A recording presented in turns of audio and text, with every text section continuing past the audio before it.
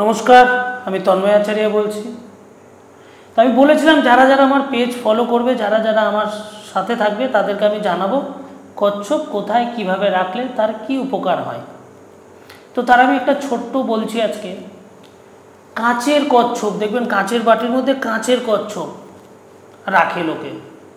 তো এই কচ্ছপের মুখটা যদি আপনি উত্তর মুখে রাখেন, মানে উত্তর দিকে কচ্ছপের যদি মুখ থাকে, আপনার বাস্তু অনুযায়ী ঘরের যেদিক উত্তর দিক রয়েছে সেদিক মুখ করে যদি আপনি কচ্ছপ রাখেন, এতে শুধু আপনার বাড়িতে অর্থ উপার্জন করার রাস্তা খুলে দেবে, মানে আপনার সংসারে ইনকামের সোর্স বাড়বে।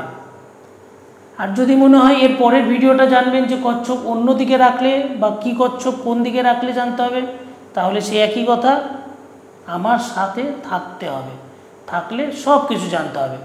আজকে এইটুকুই। জয় তারা মা, জয় গুরু বামদেব।